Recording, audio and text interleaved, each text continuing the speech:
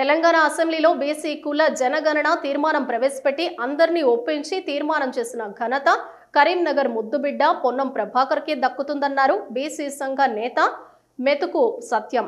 BC కుల జనగణనపై అసెంబ్లీలో తీర్మానం చేయటాన్ని స్వాగతిస్తున్నామన్నారు. అయితే బీసీ కుల జనగణన కోసం చొరవ తీసుకున్న మంత్రి పొన్నం ప్రభాకర్కు అభినందన సభ మార్చి 3వ తేదీన నిర్వహించనున్నారు. ఈ సమావేశం కోసం తీసుకోవాల్సిన చర్యలపై కాంగ్రెస్ నేత వైద్యుల అంజన్ కుమార్ ఆధ్వర్యంలో కరీంనగర్ R&B గెస్ట్ హౌస్ లో ప్రత్యేక సమావేశాన్ని నిర్వహించారు. ఈ సమావేశానికి కాంగ్రెస్ సీనియర్ నేత మాజీ ఎమ్మెల్సీ సంతోష్ కుమార్ ముఖ్య అతిథిగా హాజరు కాగా నగరంలోని 33 కుల సంఘాల పెద్దలు హాజరై చర్చించారు. బీసీ కుల జనగణనపై చొరవ తీసుకున్న మంత్రి పొన్నం ప్రభాకర్ ను కుల సంఘాల ఆధ్వర్యంలో అభినందన సభను ఏర్పాటు చేయాలని నిర్ణయించామన్నారు బీసీ సంఘం నేతలు. 3వ తేదీన నిర్వహించబోయే సమావేశానికి బీసీ కులస్తులు అందరూ హాజరై విజయవంతం చేయాలని పిలుపునిచ్చారు.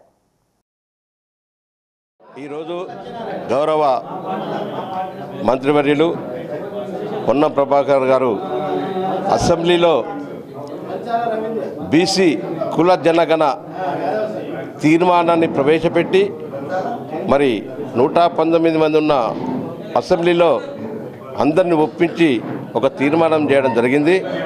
మరి కరీంనగర్లో జిల్లాలో ఉన్న కుల సంఘాల పెద్దలందరినీ దాదాపు 33 కుల సంఘాలు ఉన్నాయి. కుల సంఘాల పెద్దలందరినీ ఈరోజు మిత్రులు వైద్యుల అంజన్ కుమార్ గారు వారి అధ్యక్షతన మరి ముఖ్య అతిథిగా సంతోషంగా రావడం జరిగింది. అసెంబ్లీలో ప్రవేశపెట్టి మరి తీర్మానాన్ని ఆమోదం పొందిన సందర్భాన్ని పురస్కరించుకొని మరి కరీంనగర్ జిల్లా వెనుకబడిన తరగతుల కుల సంఘాల ద్వారా పెద్ద ఎత్తున ఘనంగా వారిని సన్మానించుకోవాలని చెప్పేసి తేదీ 3వ తారీఖు ఆదివారం రోజు ఇందిరాభవన్ పద్మనగర్లో మరి 11 గంటలకి సన్మాన కార్యక్రమం ఏర్పాటు చేయడం జరిగింది.